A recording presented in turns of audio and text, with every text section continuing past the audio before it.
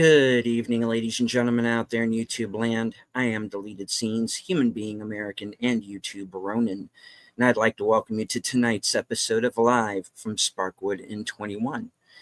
This series chronicles the 1990s cult classic television series Twin Peaks, co-created by David Lynch and Mark Frost. Its 25 years later third season, The Return, which was on Showtime in 2017, and the films of David Lynch.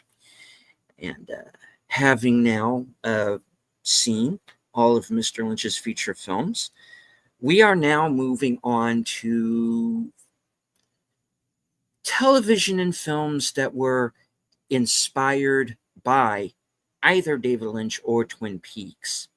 And last week we watched the Psych episode Dual Spires, which had a number of cameos from Twin Peaks cast members.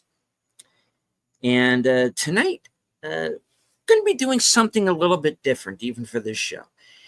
We are going to be covering an episode of the series Northern Exposure, which has been said by some to be the comedy equivalent to Twin Peaks, and I don't think that's entirely wrong.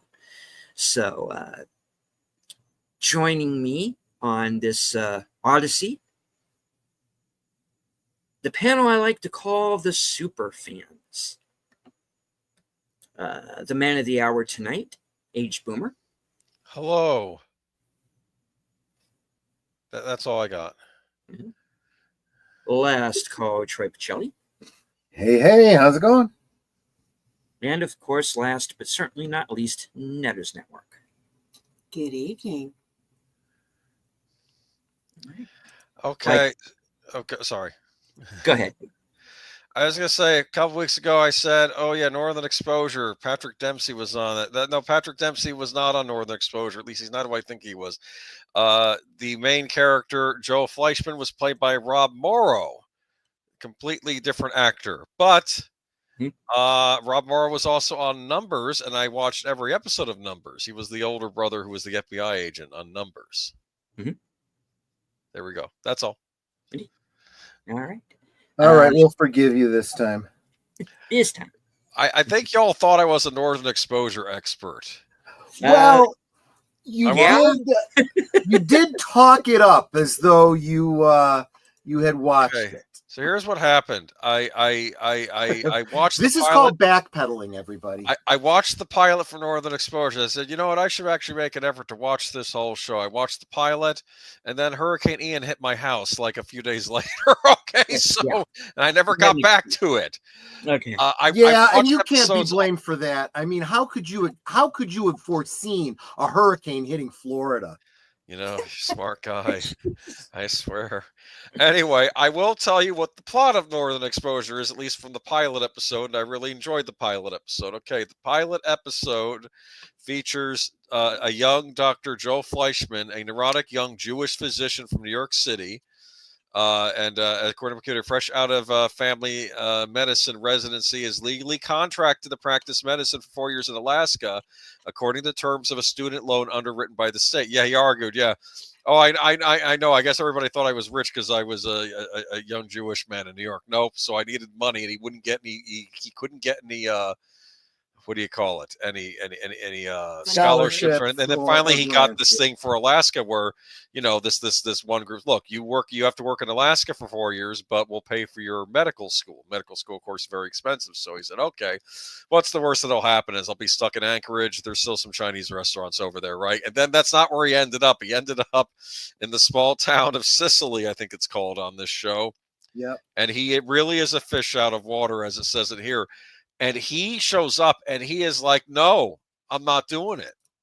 I can't, he can't stand the locals. I forget what he called them, hillbillies, or he made some nasty, right in front of them. Like, he's like, no, I've stiffed because and here's the thing. He's acting like a complete ass in the first episode. Right. Right. And I get it.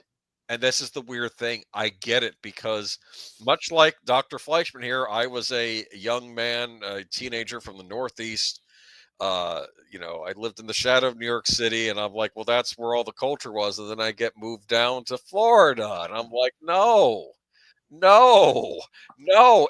And so I understand him getting moved out to this wild area and not liking it, not liking the locals. I get it, and I had to acclimate myself. It's called the Northern attitude in Florida. People have talked about it, but it's if you live in New York City, and I don't know if this applies to other cities, and you are forced to go somewhere else, you're gonna look down on it. It's weird. That's it. Well, A lot of so the way you described it Yeah. made me think of a movie with Michael J. Fox called Doc Hollywood. Mhm. And so I really quick went and checked. Northern Exposure's first season was 1990. Doc Hollywood was 1991. So it's not like Northern Exposure could have been inspired by Doc Hollywood. It would have had to have been the other way around.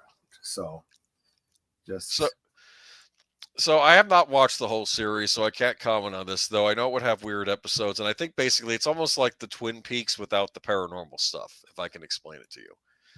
Like all the Well, weirdness of the locals and how weird they yeah, are and they get a secret. that's what It's it like sounds that. like. It's like that, but without like the overarching murder mystery with like that sort of thing. Do you understand? this That's how I may would end describe up it. being a thing that I make Troy like pull up the seasons and watch if I like this If she episode. likes it, yeah.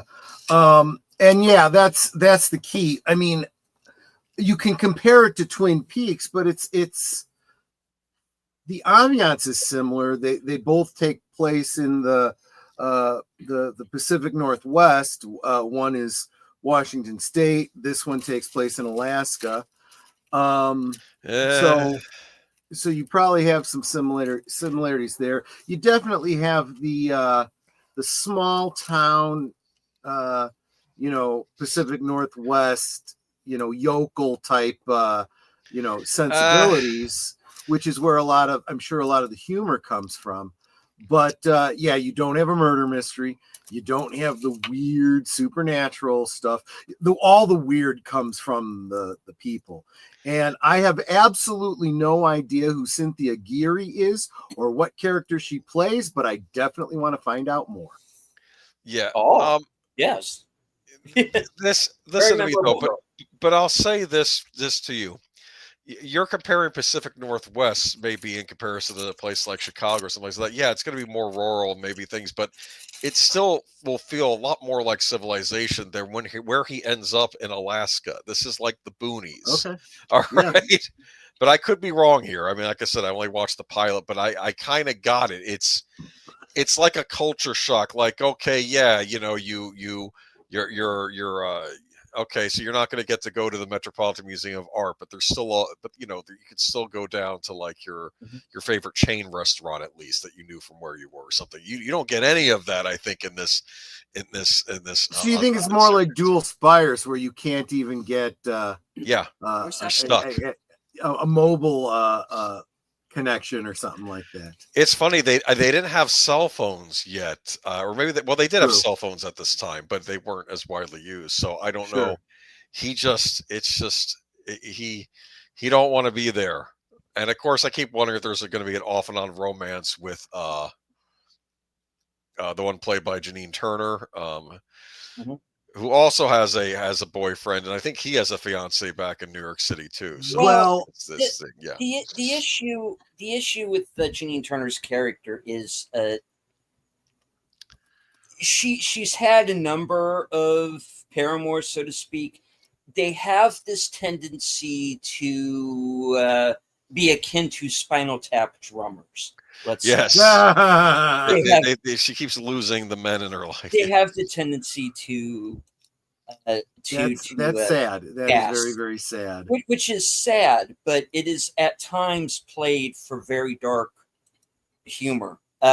One tie between Northern Exposure and Twin Peaks is Grant Goodeve is in both shows, and he at the in the opening season he plays a character named, I believe, Rick, who is often mentioned before you finally see him. And then he comes to a very sticky but darkly funny end, where he gets hit by a falling satellite. And he is kind of melded with the satellite. So they bury him with the satellite. Wow. Yeah. Dead Like Me. Yeah, it sounds like Dead Like Me, except instead of it being a satellite, well, I guess it was And Dead almost Like like Me a was a satellite. toilet. It was a space toilet, yes. Yeah. So there's some very kind of dark humor in this show, but it is for the most part what I remember of it anyway. Very lighthearted, or twists and turns of in plot. Certain characters go in kind of directions you're not expecting them to go ultimately. But they're quirky as hell, man. You also have Maurice, who's Barry Corbin, who's kind of the mayor of the town, who's this kind of former astronaut. Korean War too, I think, right? Korean War as well. There's kind of a love triangle going on between him and John Callum and Cynthia Geary, and she has this thing for kind of older guys, obviously. So there's that going on. You have John Corbett, who plays Chris, who's the radio DJ in town. He's kind of like the Greek chorus in a way. You have Ed, He owns who's a gas farm. yeah. There's an Ed here as well, folks, and yeah, he runs a gas farm. He is Native American, and he kind of envisions himself as kind of a Woody Allen-esque director. So there's this whole thing of he eventually wants to make a movie, and when they get to the character of his grandmother, Grandma Woody. When they get to her, it is hilarious because she's kind of dressed like Whistler's mother, but she looks like Woody Allen. It's funny. It is so hilarious. And Woody Allen. and the whole and Fleischman has a local who's like his secretary, and she takes no crap from him at all.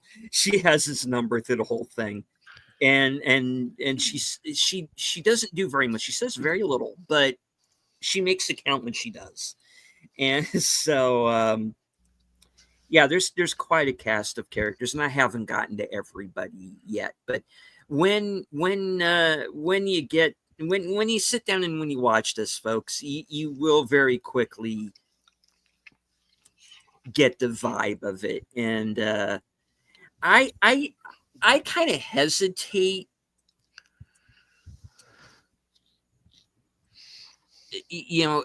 trying to compare Northern Exposure to Twin Peaks, because I think it's very much its own. It's very much its own thing. But there are definitely some similarities. And I think this is where I can inject something. Not having watched 0 episodes of this ever, I obviously had to do some research as I was finding this episode to present to you guys today. I came to realize that a little bit of backstory in why this particular episode exists, not the episode per se, but the segment within it that clearly references Twin Peaks.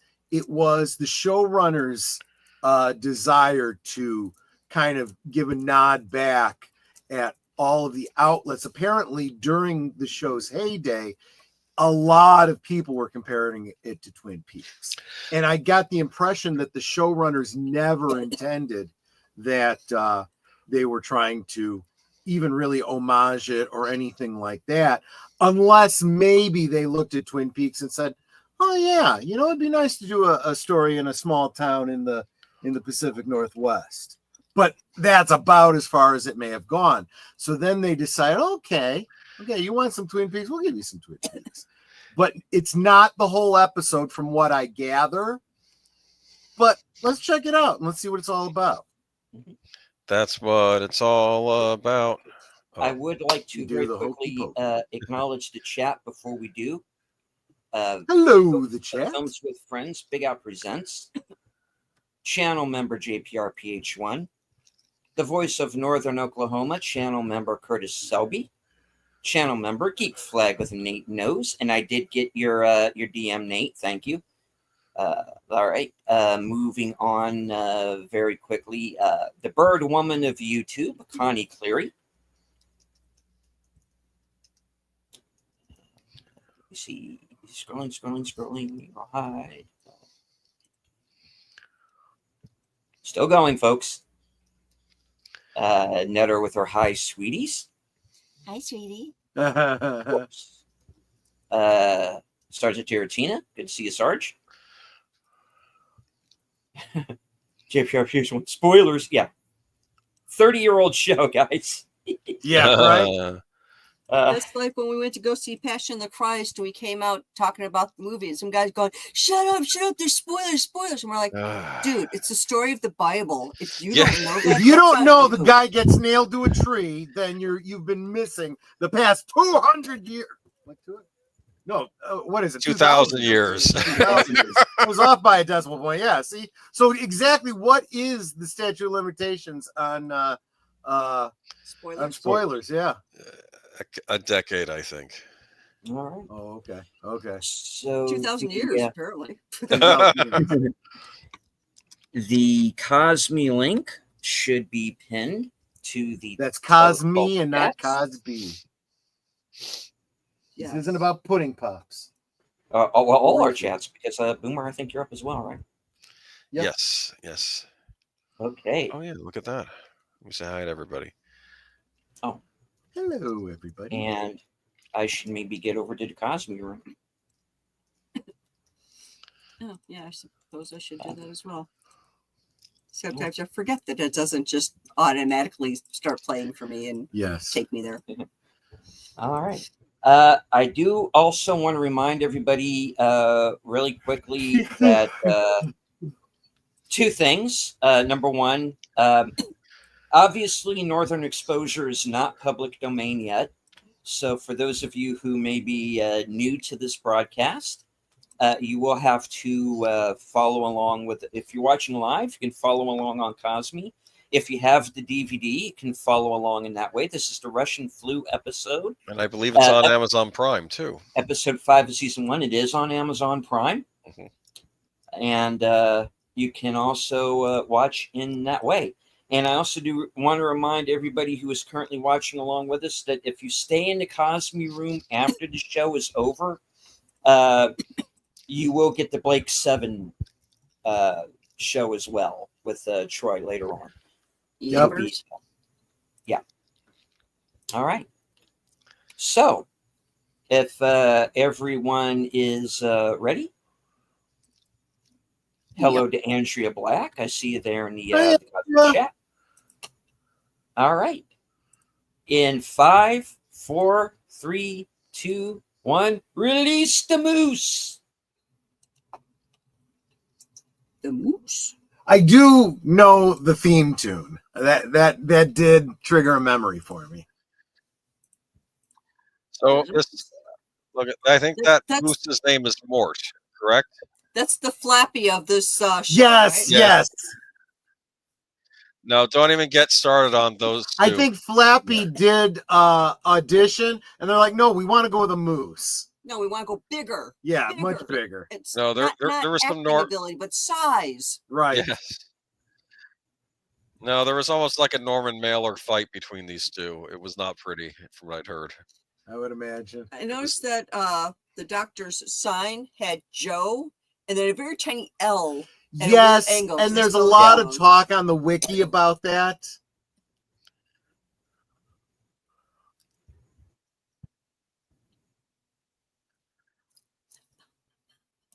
Okay, good soundtrack.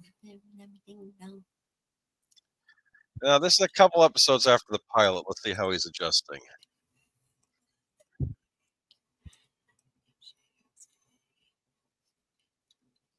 That song lasted through his entire shower.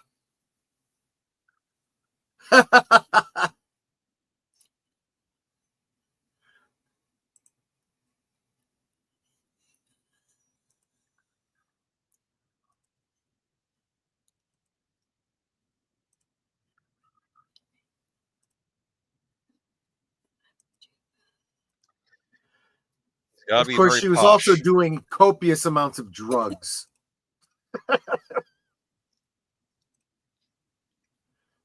Not necessarily. When you do the Wookiee growl, it sends me. Well, that's a little different. And it's how I do the Wookiee. That was so cute. That not him, the porcupine.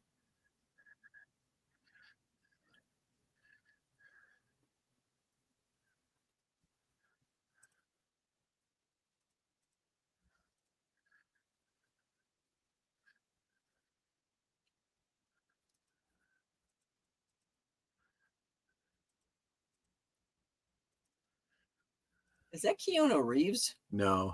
Looked like him. Yeah.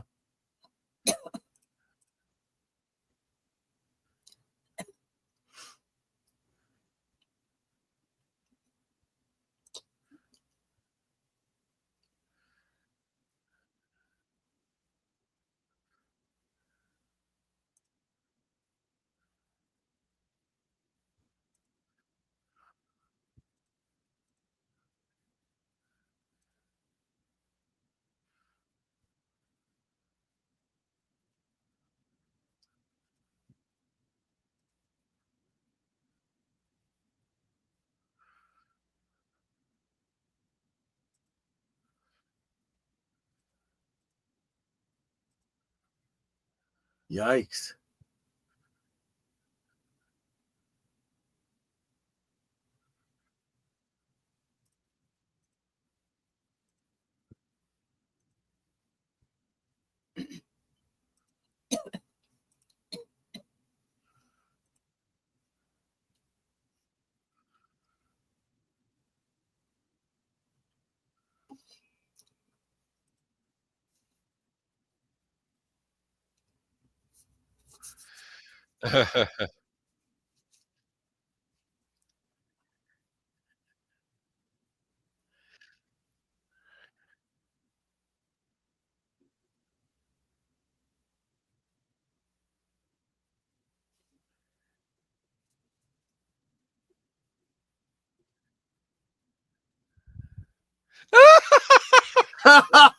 See how his I mood paid you in changes. advance, yeah.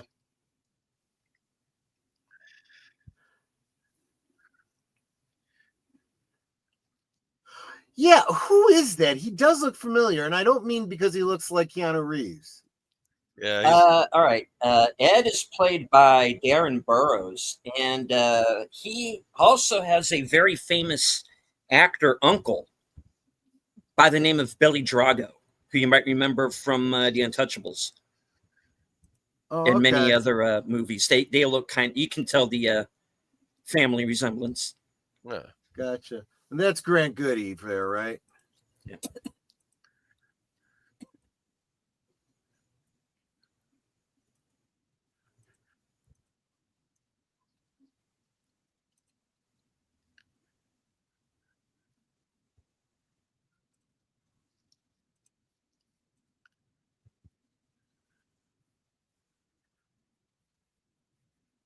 Hello.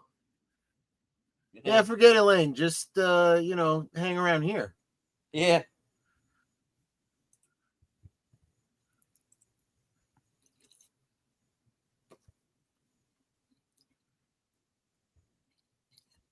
Exactly.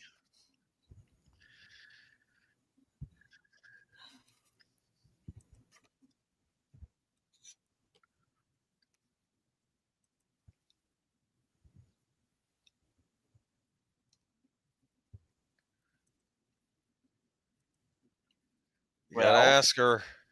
Okay, I am liking this show just for the soundtrack. If nothing, hello. Yes. Oh yeah.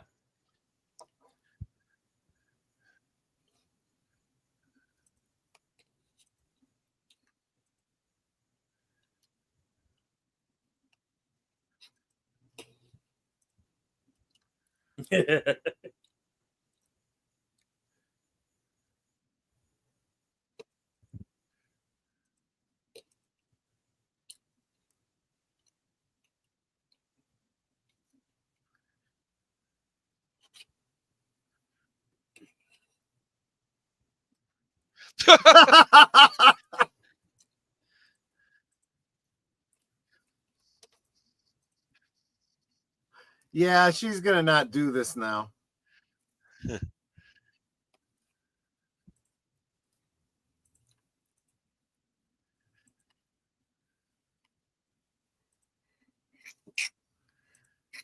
Bless you. Well, I mean, Yeah. that's capitalism for you. So he Supply and got demand. a refund from the other guy.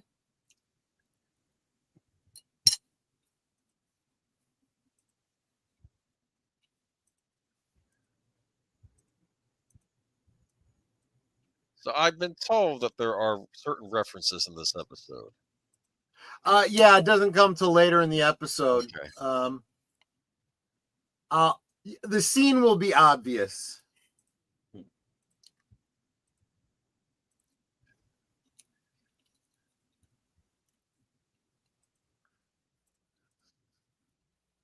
And that's what people think Alaska is.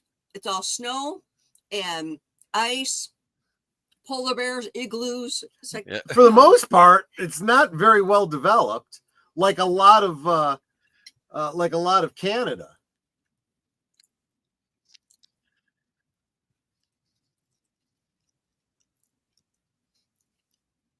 you want to see Alaska? Watch Ice Road Truckers. That's a Yeah. great show, by the way.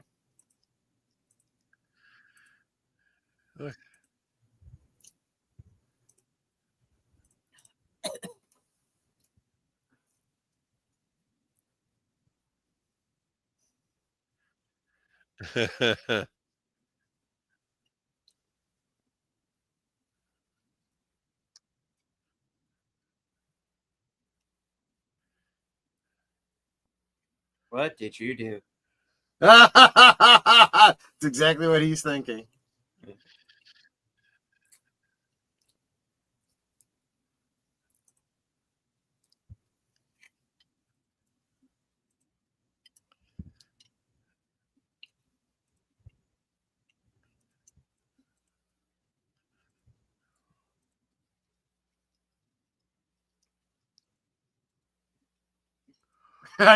Well, your fiance doesn't want you rubbing you the right way. Yeah.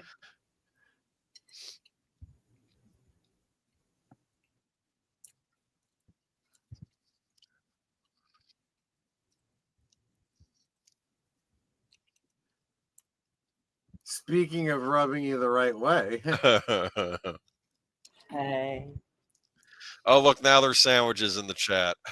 Yeah, that looks Yeah. actually pretty good. Yeah. Eddie. We go from the pastrami on rye down to the French dip. Oh, and a Reuben in between. Oh.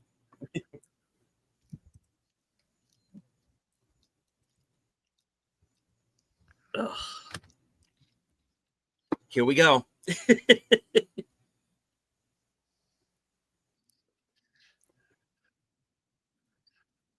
Let the outbreak begin. Exactly. Russian flu. You kind of, you hear the title, you get what you expect.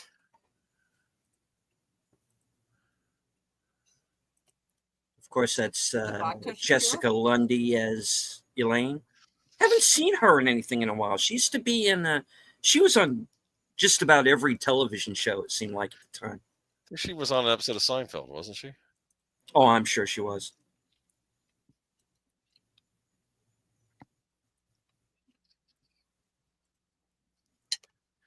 He does remind me of Keanu Reeves. Yeah.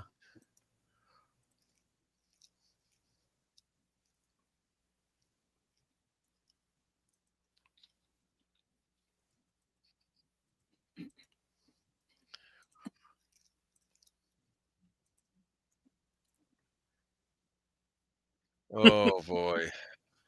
Oh That, God. that's for good warning, Vietnam, right?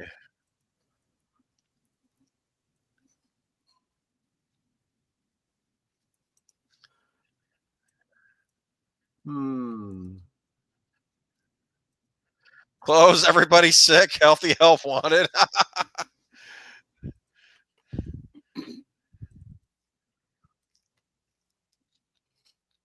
What's going on here? Is it a virus of unknown origin?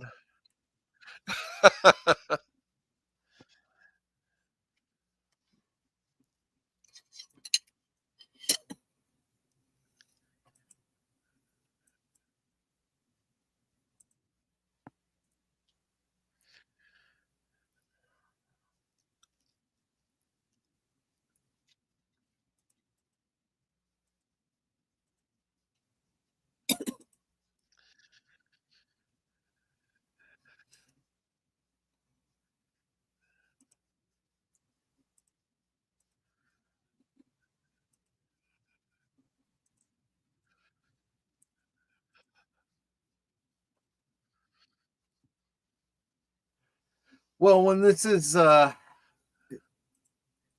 Russian flu, they probably don't routinely inoculate for that anyway. Right.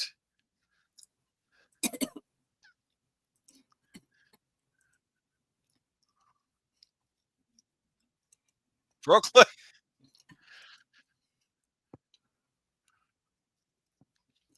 He sounds kind of like Woody Allen in his Yeah. mannerisms. Yeah. Well, yeah, there's a bit of Jewishness there. Yes. Yeah. What's wrong with you?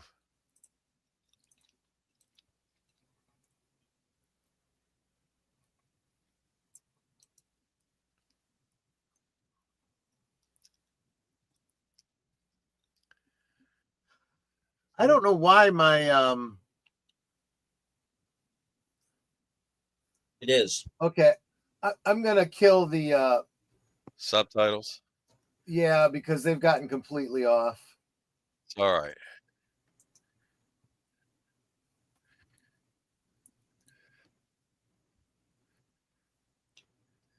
Why? It might. Maybe Apparently. it'll work.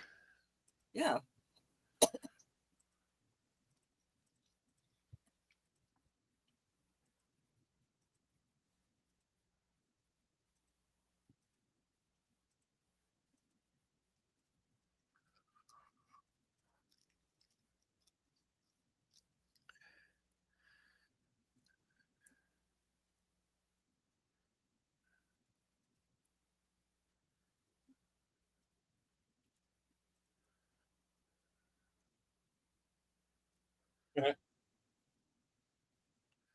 Well, yeah, Joey is a nickname of Joel or Joe.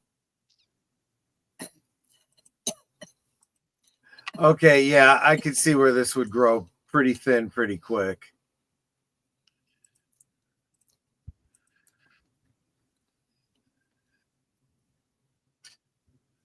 Well,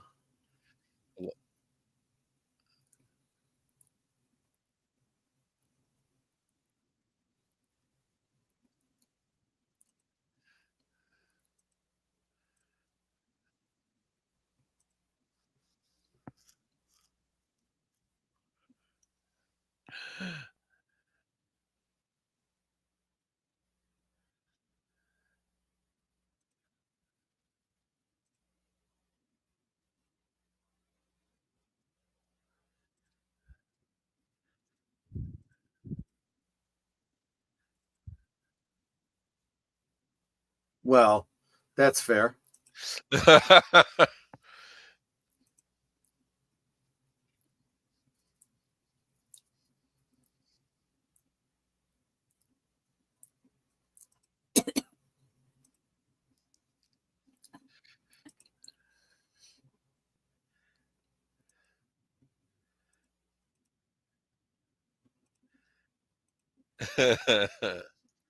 Wow.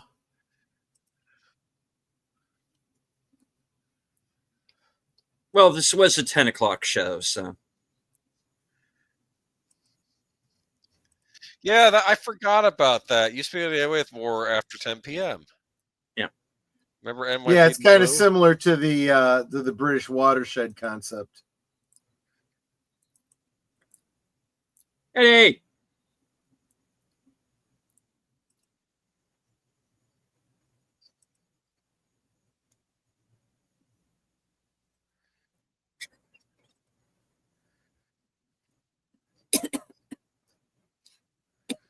It's bad for your health.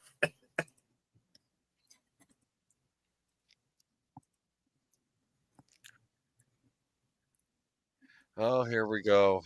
Oh, jeez.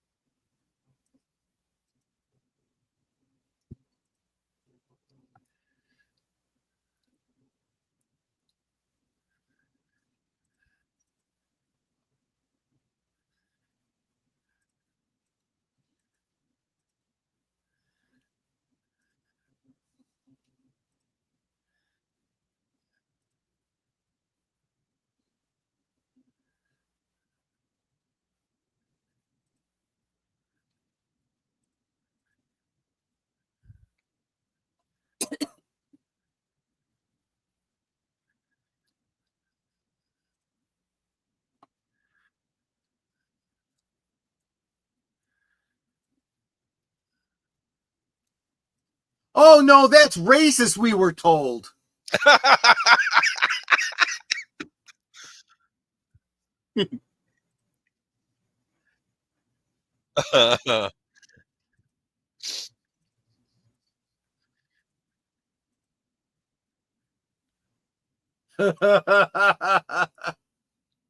He's not wrong. Yeah, it has nothing to do with what they're talking about, but you're right.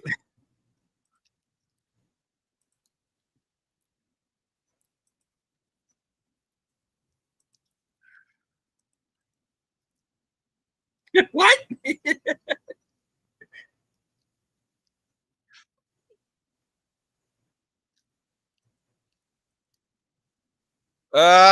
Wow. Honestly, I don't know. this is actually ringing very different after you described the pilot episode. After the things you said he said about them to their faces, he's kind of got this stuff coming. Yeah, well, now they're throwing it back at him. Well, yeah, he was.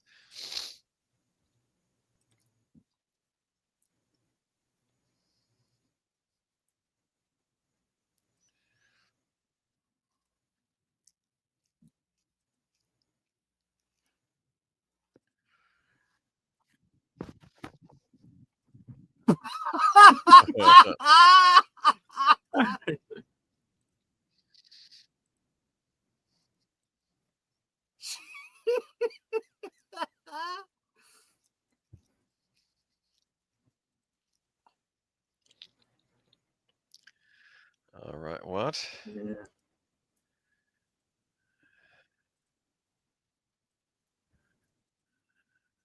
Even if there is, she is now asleep. Let's see. I don't know. And Oh! She's sick. I knew one of them was going to get sick. It just made sense.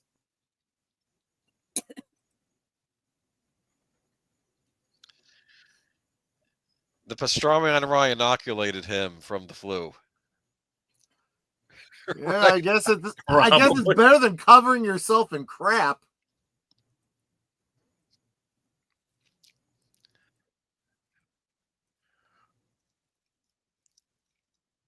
And then there were 5.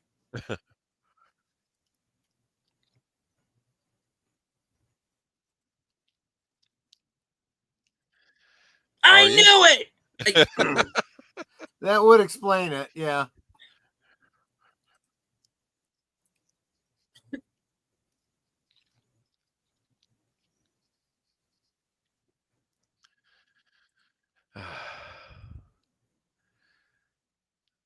Oh no. No.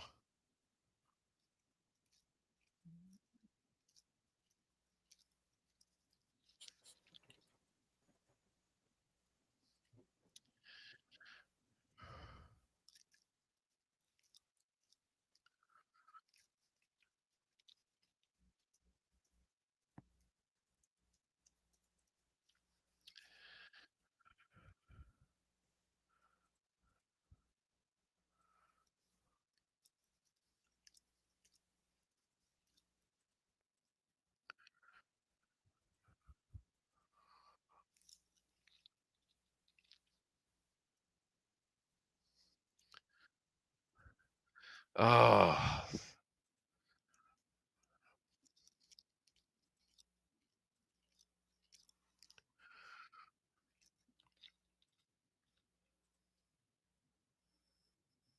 You're not sick.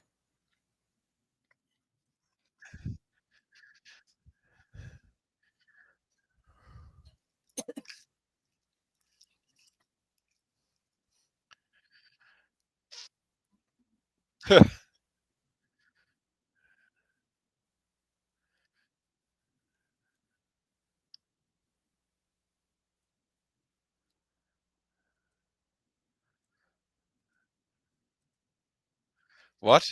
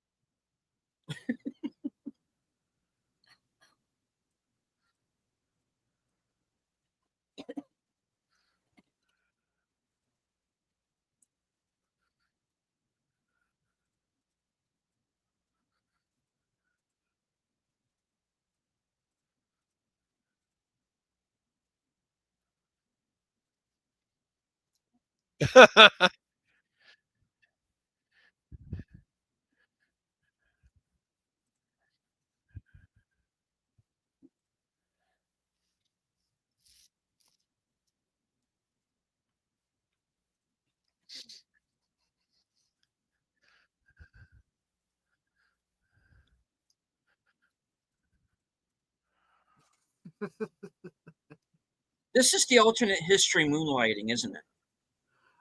Maybe, yeah. I forgot. Yeah, moonlighting was a big thing. What's that for the dog? Jeez.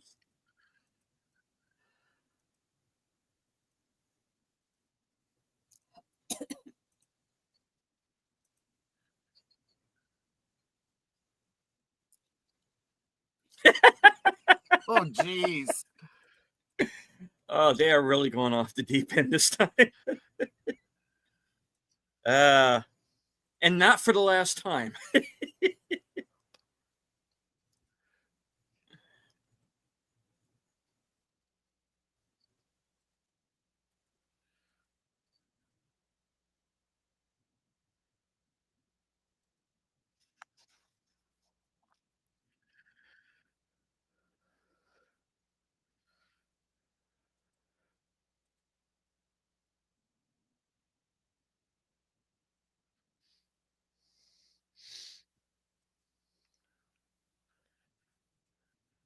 What are these?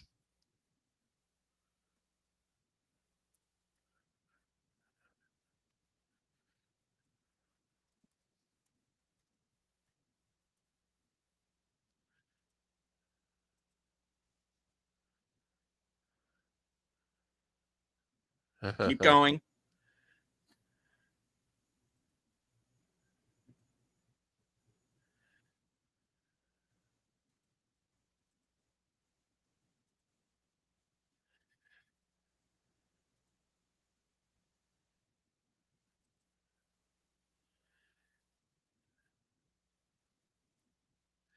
What?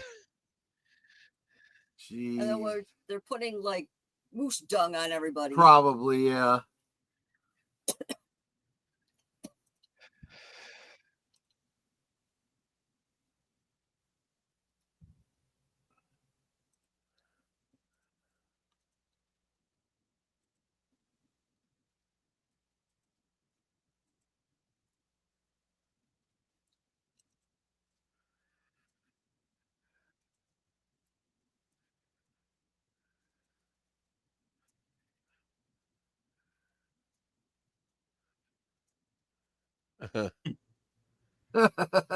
Everyone has an Uncle Louie, right? Right.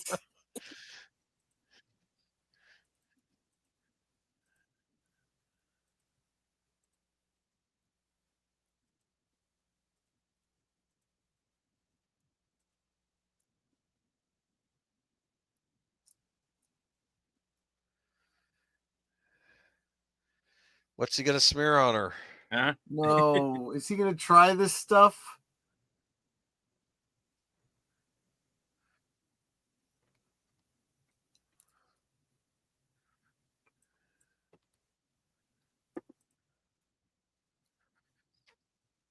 Yeah, you know what it is? The virus is so disgusted by it, it runs away. Maybe.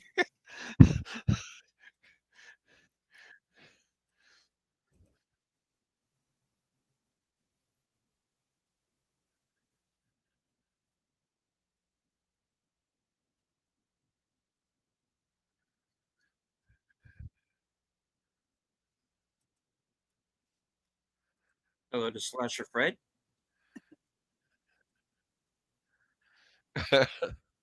Oh my gosh.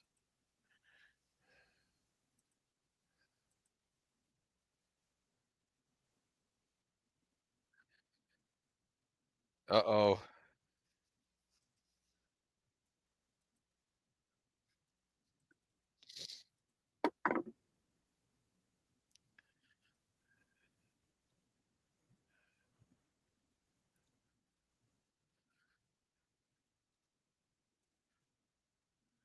Oh God, God, Probably no, also no. cold.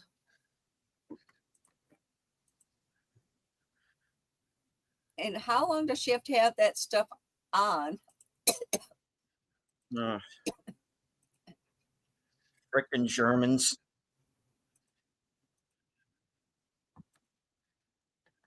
I won't explain that.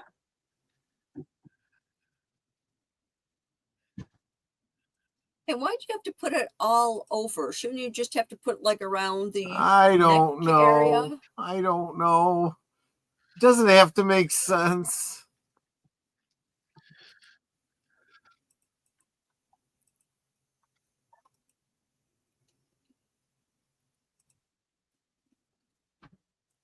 Uh, meanwhile, back in New York.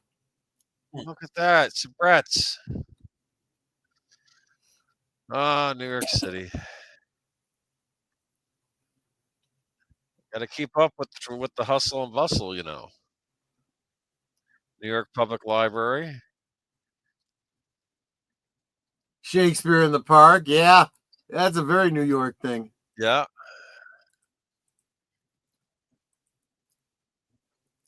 Oh, here we go.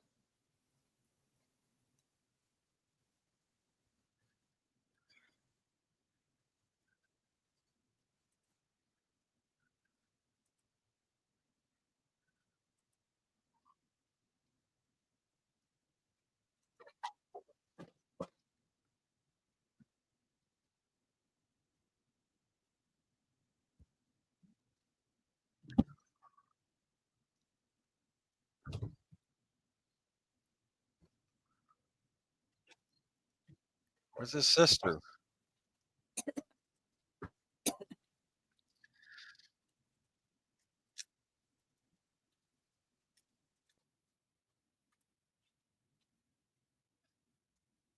All right.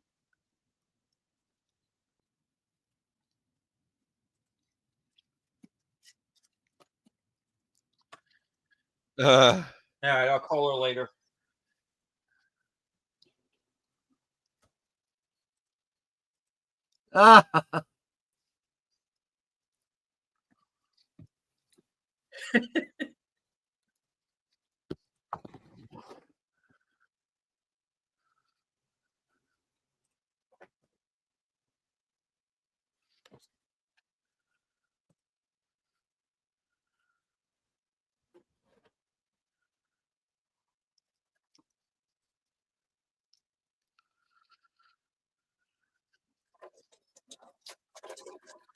wake up.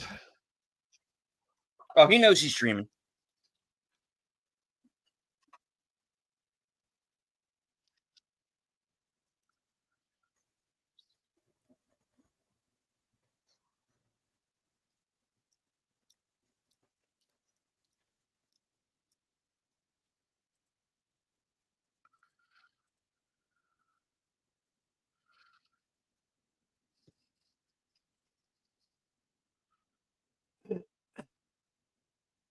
Chocolate mousse.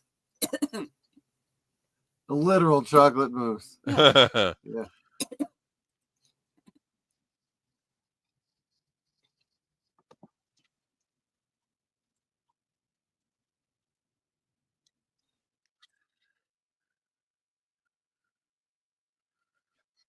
oh.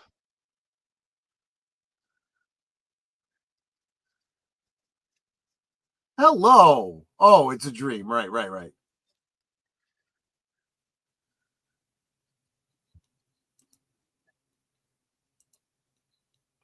Bilking the insurance companies.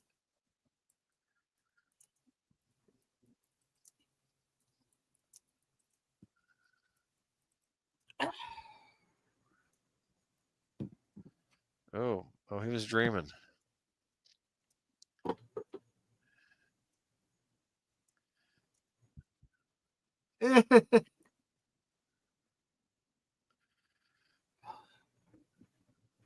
She's still covering that stuff. Oh my god. Oh god.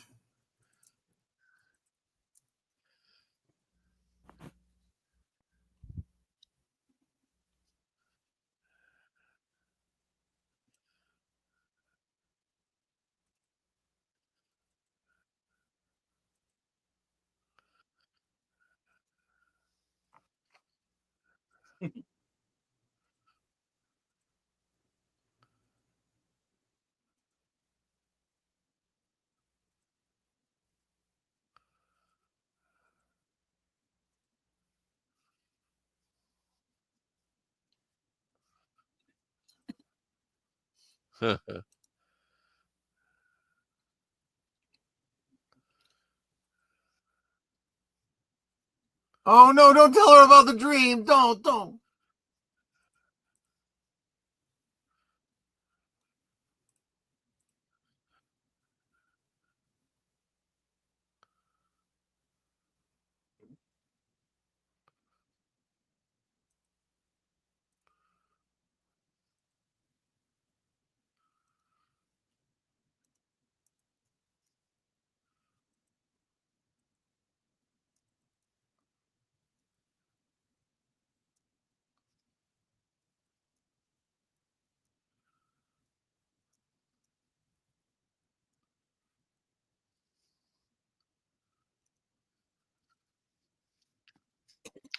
Something's not right.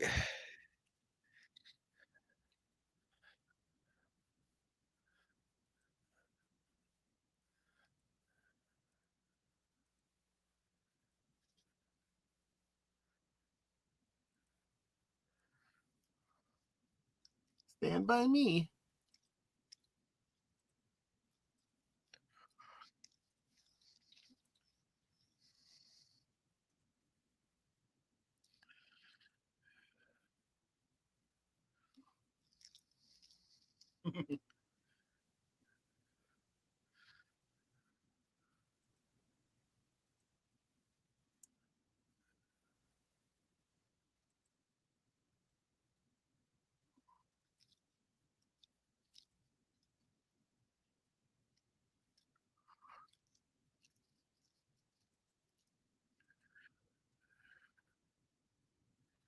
Uh-huh.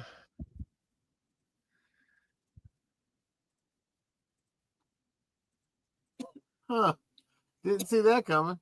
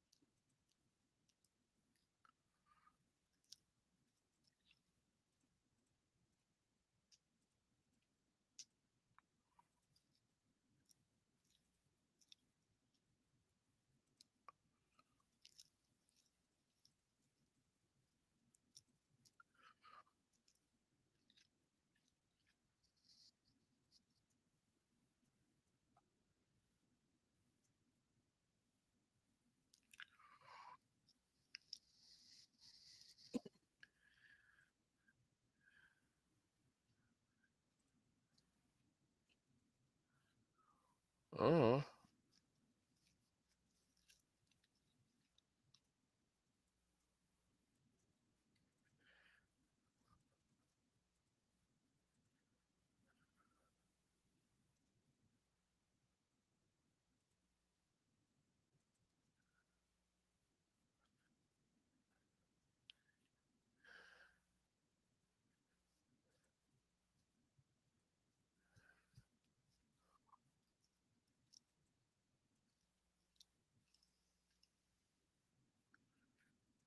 What? What's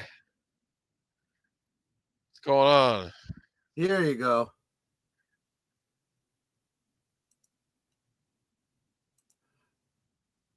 See, they got waterfalls in Alaska too.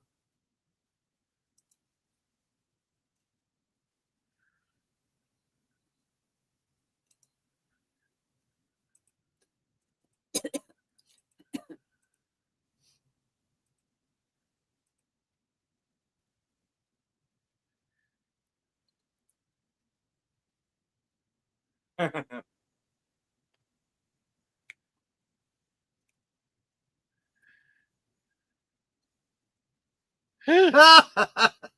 Shouldn't that be cherry pie? Cherry pie. log.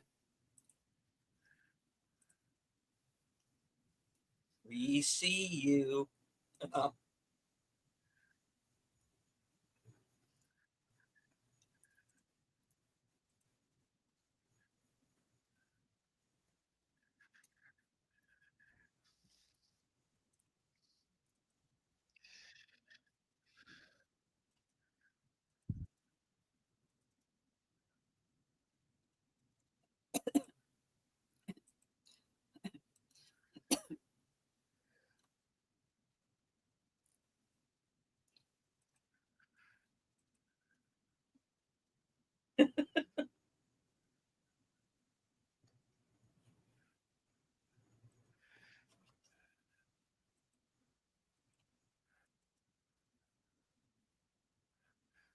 Tuesday. I'm gonna guess she's Jewish too. Yes. Yeah, I think so. I don't remember what last name she gave, but yeah, it was Shulman. Shulman. Okay, yeah.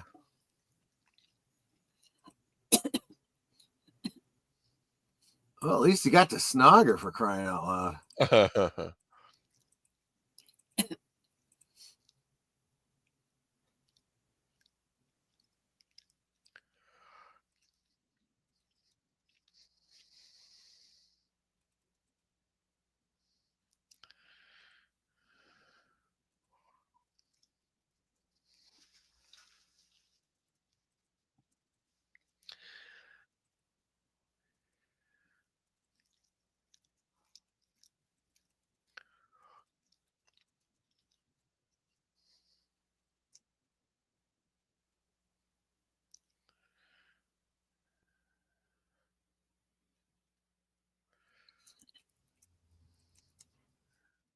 Oh, Yeah. That's our Flashman. Got to clean all the gunk.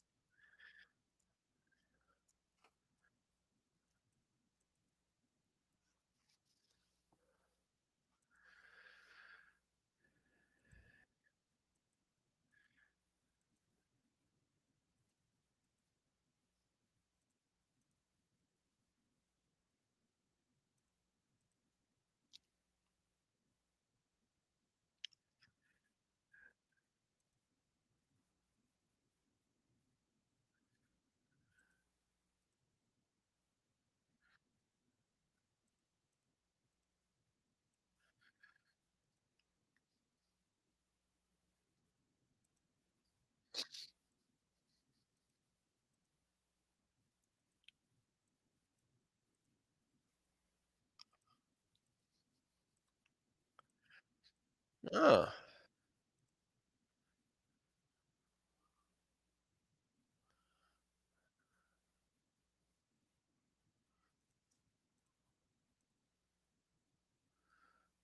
No.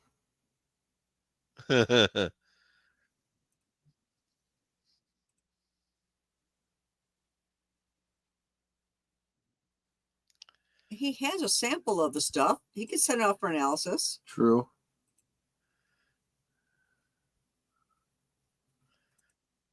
No, he's not doing well.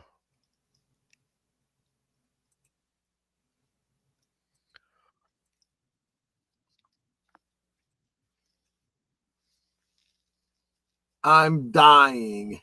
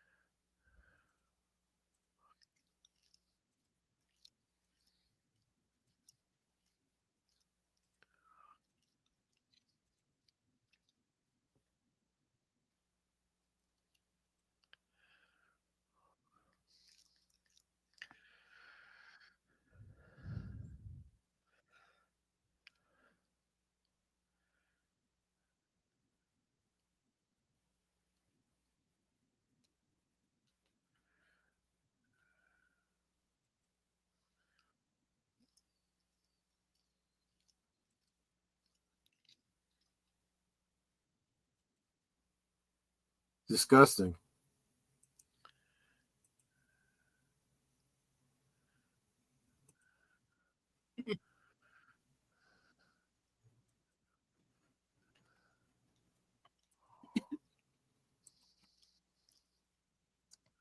Not doing so well.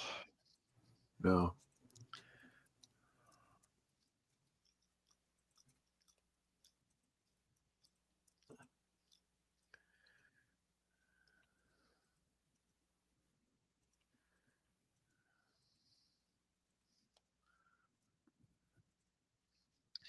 Send some off for analysis, like Netter said. I know, right?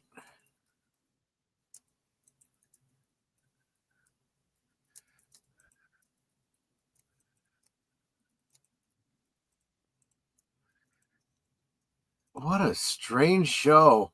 And I'm someone that watches Twin Peaks. It gets weirder. Where's the moose?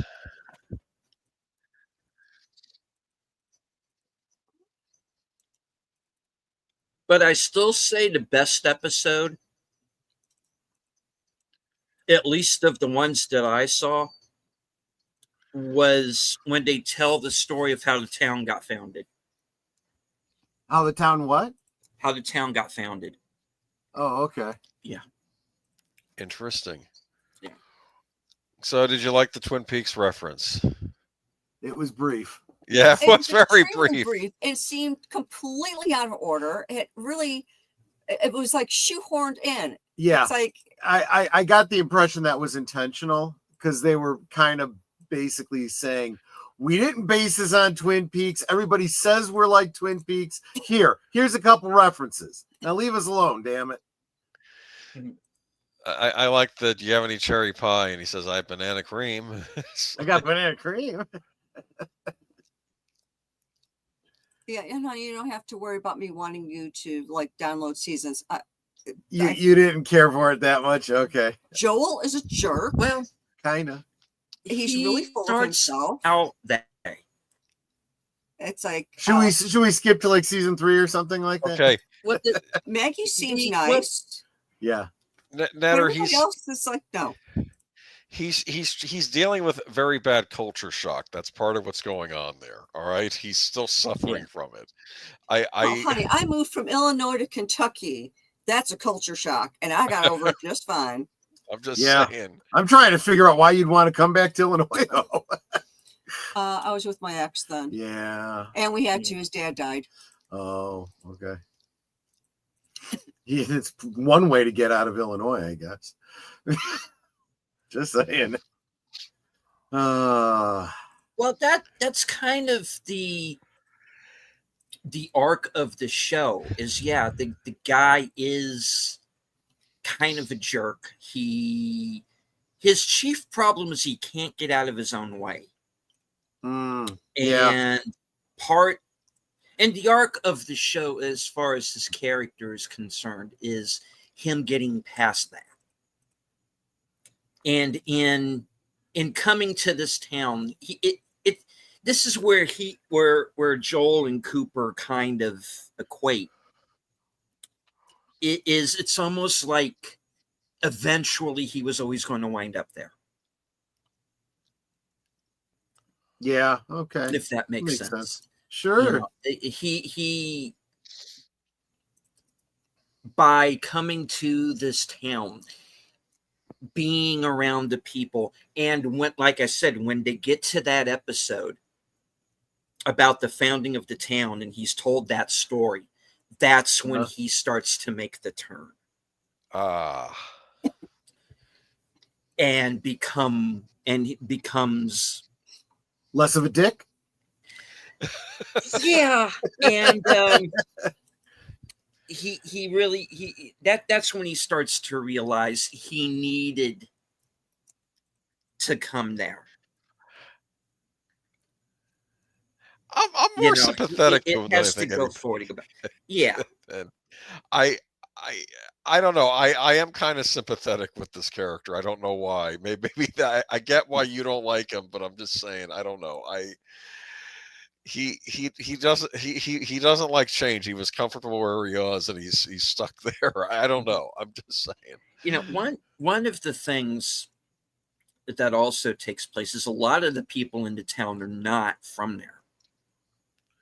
Maurice isn't. Halling isn't. Maggie, not Maggie. Well, I don't think Maggie is either. But no, I think she's from Missouri or someplace. Cynthia Geary's character isn't. So they're in purgatory. They've all died, and they've ended up in purgatory. Now it's sounding like a J.J. Abrams show. Yeah. Which was, of course, inspired by Twin Peaks a little bit. But the point is that everybody who comes from the outside, who comes into the town, it's almost like they come away changed. You see the arc that Maurice takes over the course of the show. For sure. It's interesting because it looks like the main character takes like the longest to change from the way you've described it. Yeah. But but it's almost like he has to catch up to where they are. Yeah. In a way. So that's how I look at it. But I'm kind of going off of memory and my perception of it at the time. This is a show I haven't seen in 30 years. I don't think this episode tonight, I didn't recall it when at first, but now that I've seen it, I don't think I saw it since whatever 1990 or whatever when they aired it. Sure. So yeah, and like I said, the last couple of years, like season or two of the show, there's a specific reason why I didn't see it, because I felt that there was a point where the show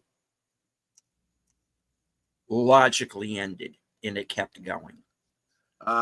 See, that's another problem I have with a lot of shows.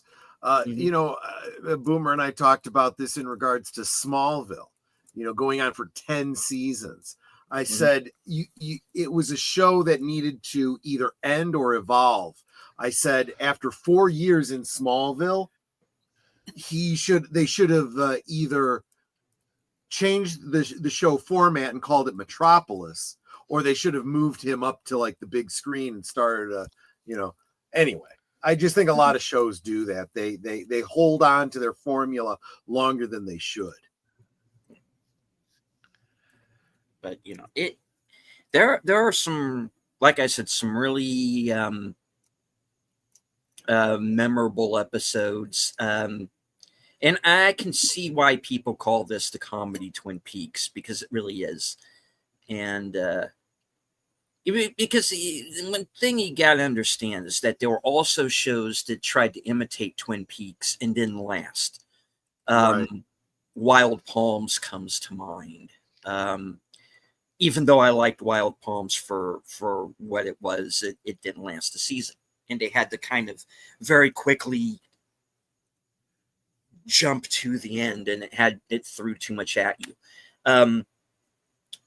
Angel Falls, which actually has Peggy Lipton in it, Wow. was another one, but that really was more kind of like a Knots Landing type of thing, in like a Twin Peaks skin suit. Yeah. So you had these that's shows that were kind of the imitators, and I think the reason why Northern Exposure lasted when all of those other shows didn't was because it was very much its own yeah. animal. And It's like it wasn't even yeah, trying to be a Twin Peaks it analog. was no, it was trying to be its own thing.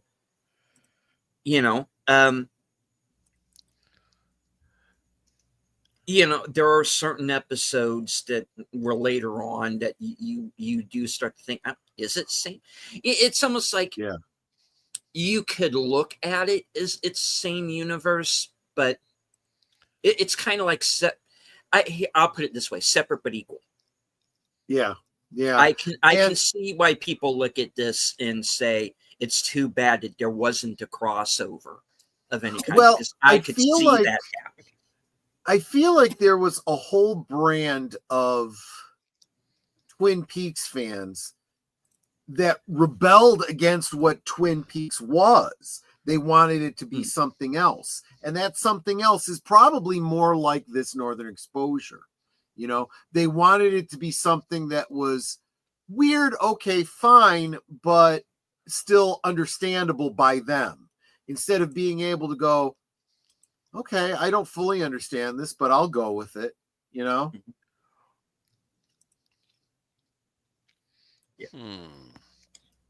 But like I said, there's a lot of really fun character stuff, and there's serious moments too. Why Maurice and Halling kind of were at odds for so long. You get to find that out, and it's a pretty hard hitting episode. So you get some serious stuff in here too. Yeah. Like I said, the episode about the founding of the town, it is kind of equal parts comedy and drama as well.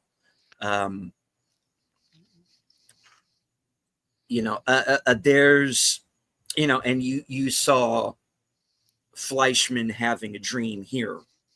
Yeah.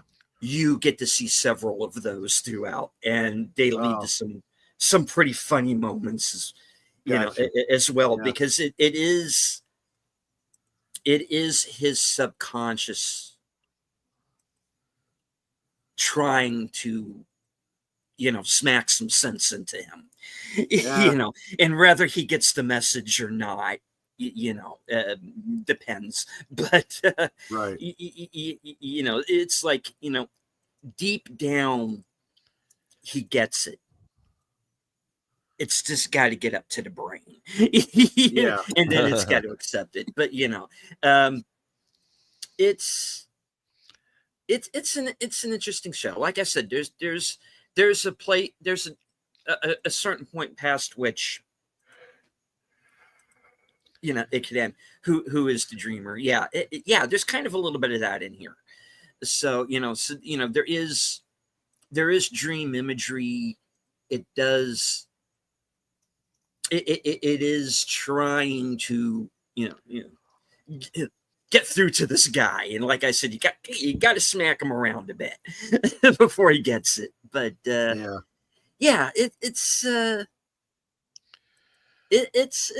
I recall it being a pretty fun show, and I think up to a certain point, it is worth a look.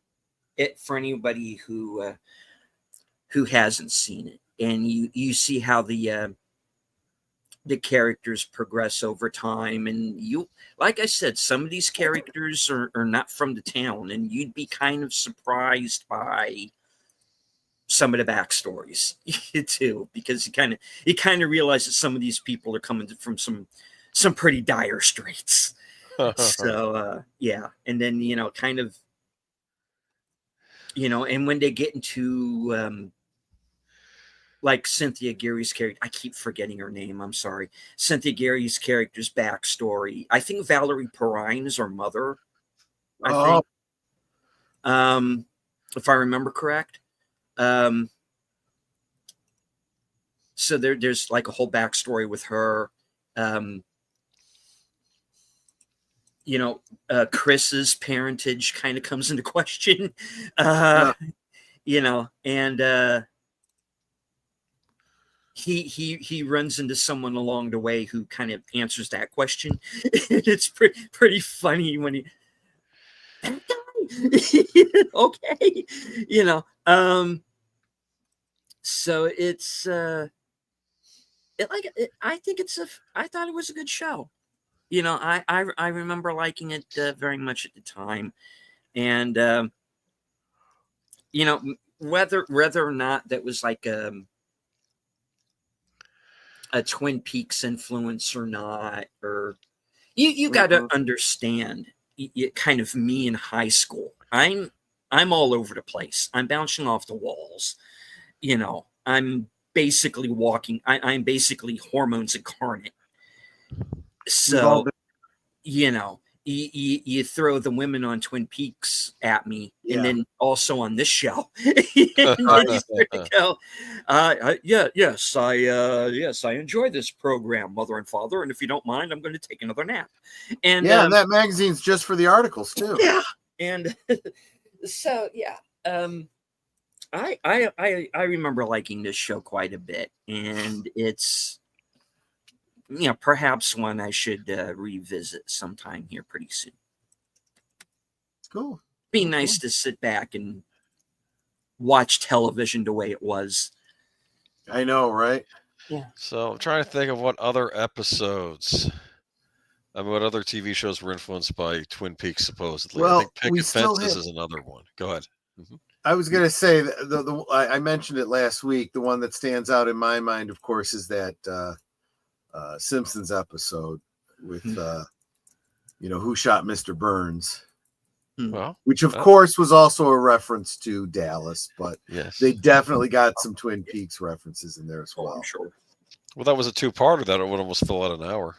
That's right. If you felt like doing I could probably find that for you for next week if you want. That might be an idea. Sure. Sure. That might be an idea. We do an episode from each of every show that people say Twin Peaks influenced or something. I don't know. Well, see, I'd be afraid to do that with. I don't think there's any direct references to Twin Peaks in Lost. I just feel like let's not do Lost, please. The idea of a show like that, the paradigm shift in shows, this episodic type of television, definitely was influenced by Twin Peaks. And I know that the folks at Bad Robot reference Twin Peaks, in interviews, but I don't think there was anything there that I could point to and say yes. I guess I'm trying to think of more like its peers, like around the same time. Yeah. The other show that I would say, another J.J. Abrams TV show was Fringe. There were some direct references to Twin Peaks, as if it took place in the same universe, but not enough, even less than in this episode. Just one quick reference to, Dr. Jacoby in Washington State with the 3D glasses and all. That's about it, But, yeah.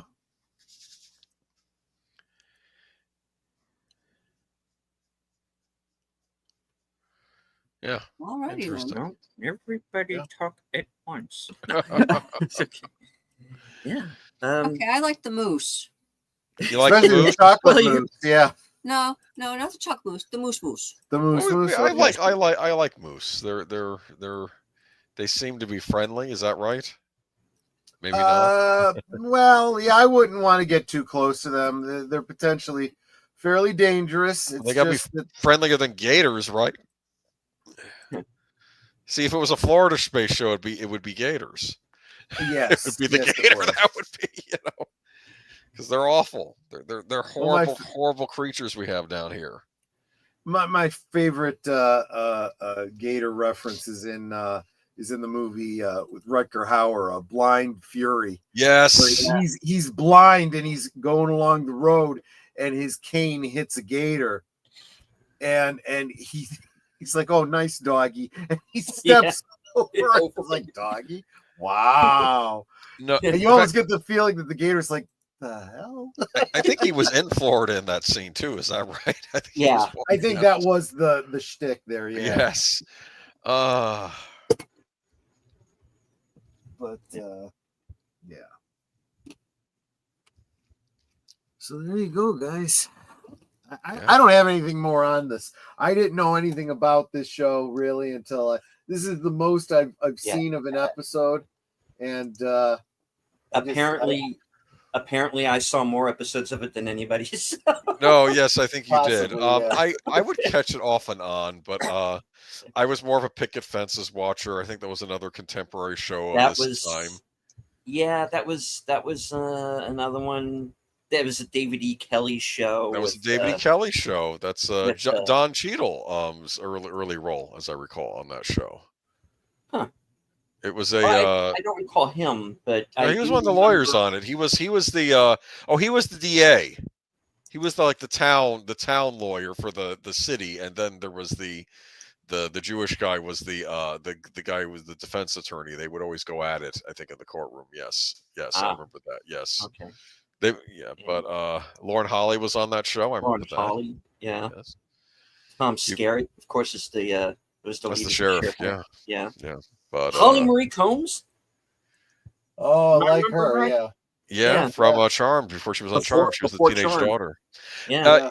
I remember at one point I was reading Entertainment Weekly that it said Picket Fences and the X-Files is Twin Peaks split in half. That's what somebody wrote in one of the magazines.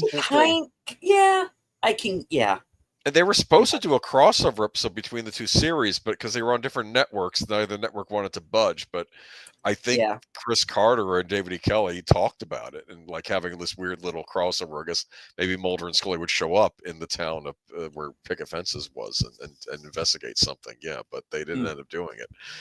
Yeah. Interesting. Well, I mean, to go off on an X-Files tangent, because I've kind of had X-Files on the brain recently. Yes. For some odd reason. Keeps popping up. Is, X-Files kind of had enough crossovers on its own because it eventually did cross with Millennium. I don't count it. I don't care. I know you don't count it, but it's there. No, Boomer, I'm completely with you. Millennium needed to end on its own terms. Millennium was its own show. And when Millennium was on, the way they would do crossover, the way they did hints was they do little in jokes you'd have David Duchovny on some poster, before and after, at this firm or something. It was a joke. It was an in joke. I never got the impression they took place in the same universe. And it bothers me that they did. Never mind. I'm sorry. I don't feel like going on a rant. We'll be here for a couple hours. Okay. But yeah. All right. Go ahead. Yeah. And I'm totally willing to let you rant. And I love Millennium. In some ways, I love Millennium more than the X-Files. I love both of those shows. But yeah. Oh, I agree. I agree. They're both good shows. They all take place in this kid Westfall's head, and he's staring into a snow globe. That's another thing. Yes, the snow globe. that the only thing on television that was real was the last 10 minutes of St. Elsewhere. And I say, Yes. Yes. I can't go there. I can't go there because doesn't that end up destroying Hill Street Blues in the process because that had a crossover with St. Elsewhere? Yeah. Okay. Okay. I'll go off on this tangent. Here's what happened. All right. So let's say, okay, the only thing that was real, the only thing that was outside of Tommy Westfall's head was the last 10 minutes of St. Elsewhere. Okay, so what does that do? All right, Alfre Woodard's character wound up on Homicide: Life on the Street.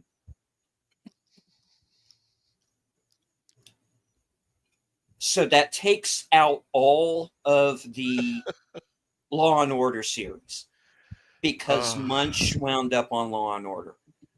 Richard Belzer, may he rest in peace. And he was also on Homicide. That's right. Yes. He was in Homicide, and he wound up eventually on Law and Order. So all the Law and Order shows. Law and Orders, yeah. Munch, who is Richard Belzer's character, is also made appearances on the X-Files.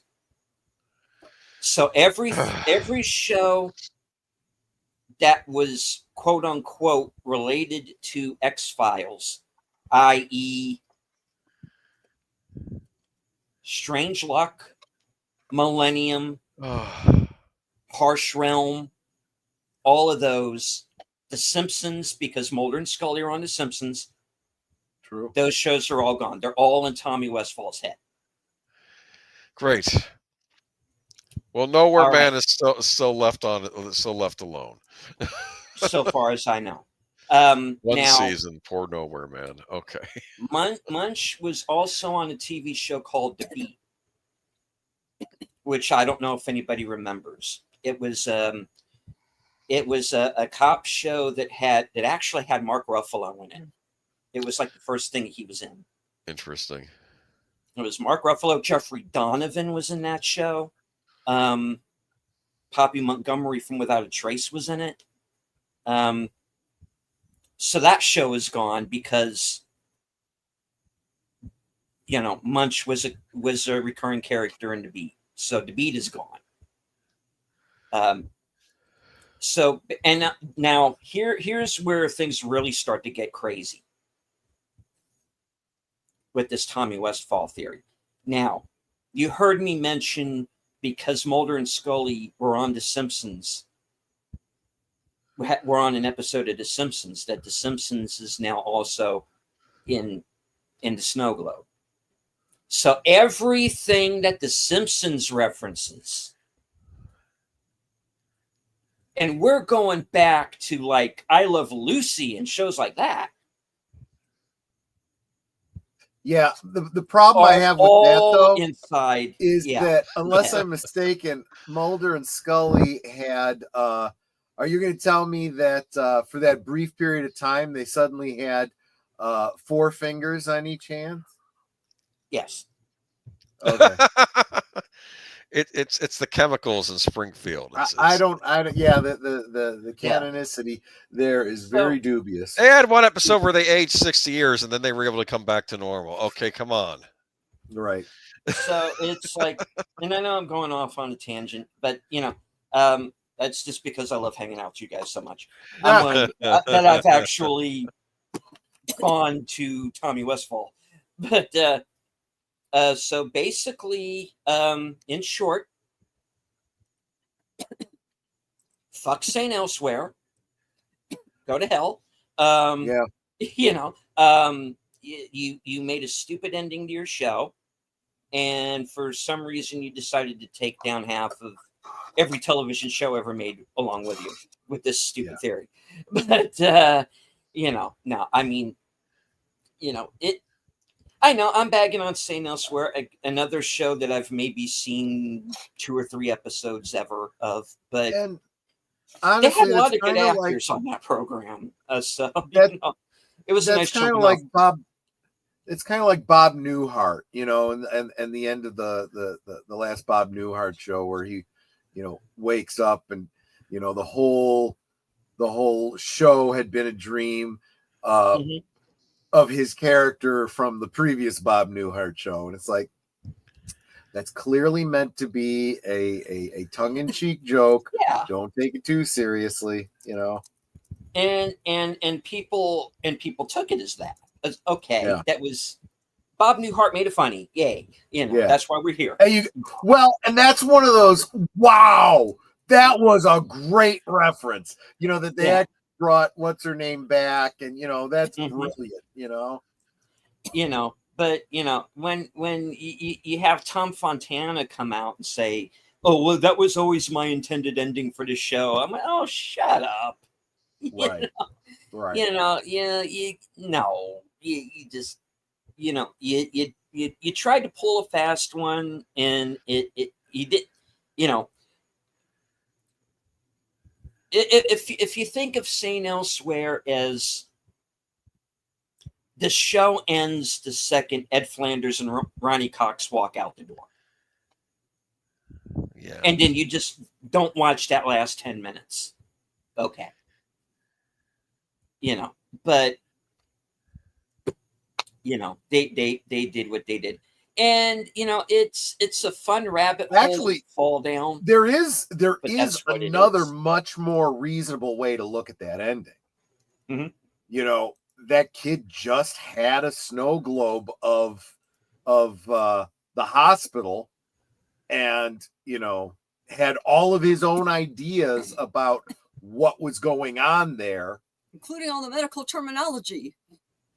Well, that's a great point. You know, you almost have to start going down that rabbit hole. Does he know that much about medicine and things like that? I would argue it's just a kid who's got a snow globe of the hospital. That doesn't necessarily mean anything. And he might also be a genius who knows medical terminology. He's like, okay, I got the snow globe with this hospital. So what's going on here? Okay, well this doctor's going to treat this illness with this patient and do this and that. It does lend itself to a little bit of a Twin Peaks-ish kind of who is the dreamer kind of thing. You know, just I think that would. I think it's being taken too literally by fans of something like St. Elsewhere. I do think that fans of Twin Peaks would look at it and go, kind of in a very David Lynch kind of way. Interesting, you know. But I'm just saying that, and again, you know, for whatever ungodly reason, I've been doing some reading up on St. Elsewhere and some of the plot lines, and there is some pretty nasty stuff that happens on that show. Yeah. And, you know, really, holy smokes, how did they even get that on television? Yeah. Then kind of stuff. I mean, they hit on some subjects that a lot of the shows that were on at that time were afraid to go near. And St. Elsewhere went there. You've got, you know, you have the whole serial killer plot line. One of the main characters turns out to be a serial killer. Wow. One of them self-deletes. And I've always you have, you know, you have the first, you know, major character on television to contract and die of AIDS. Yeah. You have, you know, and you know, there are other things that YouTube probably won't let me go into, but you know, it hit pretty hard, some of those episodes. And so it's kind of hard for me to think that all of that came from a child's brain. That's my point. That's why I don't buy into it. Yeah. Yeah. It is kind of ludicrous. Yeah. I think that's a lot of people that go, you know, it's like the meme, you know, of the mind going kaboom, you know, you know, it's a lot of people taking it to its logical conclusion, to be honest, saying, well, if that's true, then this, and if that's true, then all of this, and if all of that's true, then all of this, you know. But rational minds go, I'm putting way more thought into this than the people that created this show. They were just trying to give you a twist ending, you know. And we all know that some twist endings are better than others. Some are better thought out than others. And this is not the sixth sense. He was dead all along. This is more what's his name? Marky Mark goes back in time to find, you know, that Abraham Lincoln is now a chimp, you know. Classic ending. Oh, jeez. I'm joking. You know, Yeah, I have totally seen some people really go through some mental gymnastics to explain how that ending makes sense, and I'm like, yeah, no, that's still It just does. really bad time It doesn't. travel. No. Yeah. If they had There's just no- left it where he leaves the planet and that's the end of Yeah. the movie, I would have given the movie a pass. I wouldn't have said it was as good as the originals, but I wouldn't say it was a bad movie. That stupid twist ending ruined that movie. The whole, I don't know if this is a fan theory or if this comes from something that Tim Burton said. I don't know, but either way, it doesn't really work. The idea is that the ship that's left behind somehow Caesar figures out how to, or was that his name? Villain, Was it whatever Caesar? his name was, Kodo or whatever the heck his name was. I Yeah, don't know. Tim Roth. Tim Yes, Roth yes. character figures out how to fix it, and he goes back in time, but he goes way back in time and completely changes, you know, the world, starting in, like, I don't know. I guess it would have had to have been Civil War era or something like that. He would have had to have instead of taken Abe Lincoln, it was Ape Lincoln. Remember, they were making a point about that. Yeah, so and bad. that is a stupid pun that obviously wouldn't be real in that timeline. It doesn't work. There's still no reasonable explanation I mean, at least these other prequels, whatever that we've gotten recently, Yes, at least tries to go through the whole, this is how the virus worked and this is how the chimps took over, and yes. constantly making references that could plausibly be tied to the original films in a Or way at least that in spirit. Yeah. yes, exactly. Yes. Whereas this is like no, just no, you know. Why? And I see Mark Melnikoff is in the chat. Welcome, my friend. He's probably eager because we did mention that tonight's episode of Blake 7 will answer the mystery, potential mystery. And judging by a couple of things I know happen later in the season, I think I'm starting to figure out where this is going. So we will see. I have been desperate not to give any spoilers because you know, if you think that twist endings are giving those away is a spoiler. And I know this Blake 7 is, what is it? It's like a 30-year-old show, isn't it? Maybe more, 40 years. And the ending many people have talked about, and I don't want to spoil it for those of you that aren't already on the know, but I'm sure some of you guys that have been watching this show know where this is going, so I don't want to ruin it for everybody, but that is where I will be in about 40 minutes. Cool. All right. So, as Troy said, yes, in about 40 minutes will be the next episode of Blake 7. Those of you who are already in Cosme, please stay there Yeah, just because stay there. that's Yeah. that's where the show's going to be. So we'll go one time around the horn, and we'll start with Troy. What do you have coming up? Well, besides Blake 7, very shortly, of course, we have Liquid Lunch every day, every weekday at noon. Tomorrow will be WTF Wednesday. I have no idea what I'm going to be WTFing, but there has been a lot of potential things to talk about. Then Thursday, I will be co-hosting over on Netter's channel. She'll tell you about that.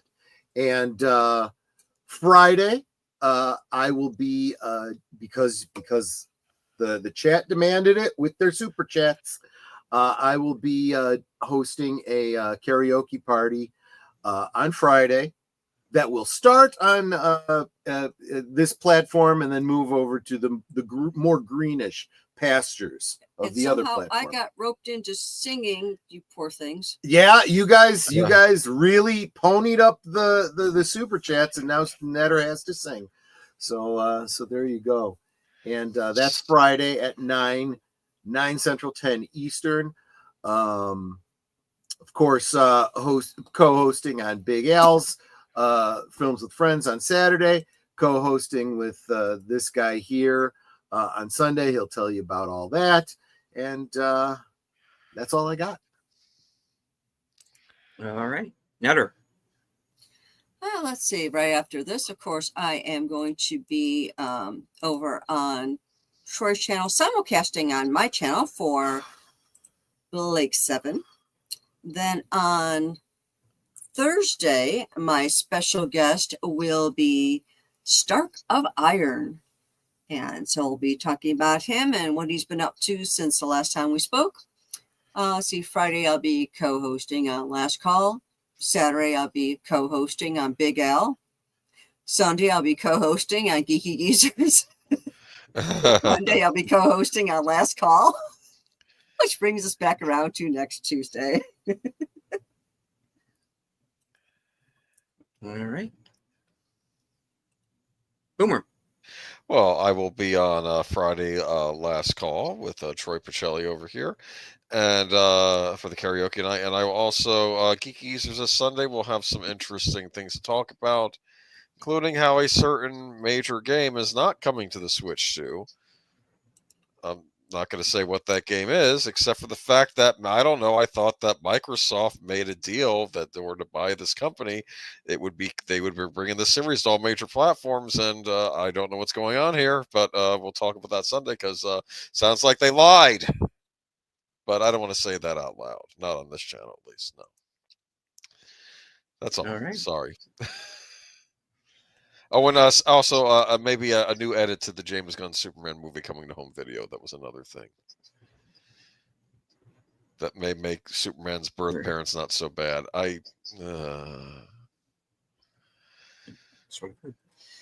All right. Well, that brings things back on over to me. Let's see.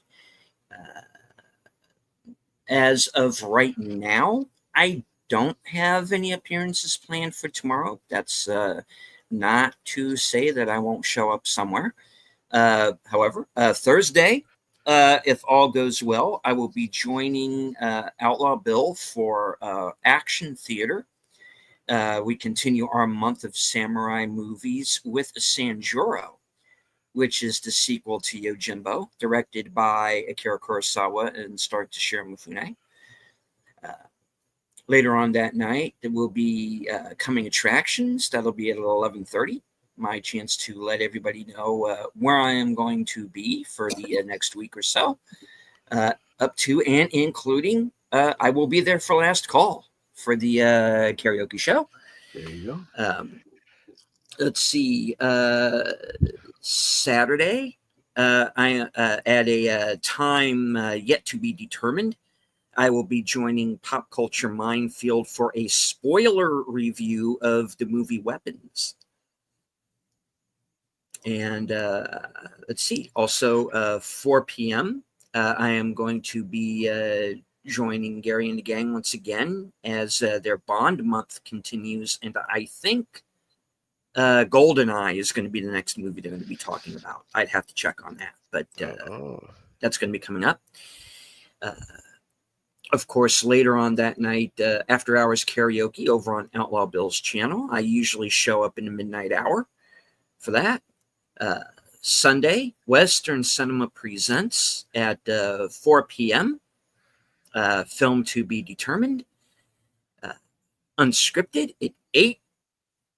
Topic to be determined. Reserved seats, 12:05 a.m. Guest to be determined. It's Tuesday, guys. It's not all planned out yet. I know I have been promising some member streams, so who knows? I might do that Sunday instead. Let's see. Monday will not be a mystery movie night, so I'll be joining Troy and the gang for the members' night at the movies. Whatever that. Yeah, I don't know what it is yet. Yeah. Yet to be determined. And of course, join us right back here, same bat time, same bat time channel for the next episode of Live from Sparkwood in 21. Topic to be determined. But at some point, there may be a house that might be haunted. That might be something we might talk about at some point. Maybe if that's I can right. Shanghai these youngins over here into this, because I was shanghaied into this show by this man who threatened me and forced me to come here. No. No. So yeah, there's Live from Sparkwood in 21 is not going anywhere, folks. We are here to at least come to your house and have a midnight snack. I don't know where I'm going with this. I'm trying to be funny, folks. Is it working? Please say I'm funny. You're funny. I think I'm funny. I tried. There are 53 people watching right now going, who is this schmuck? Get him off the screen. Hi, it's me. Good evening. Hope you're enjoying the show. We'll be back next week. Netter, would you like to please save the broadcast with your closing? Well, you all know that we think you are totally Osmo.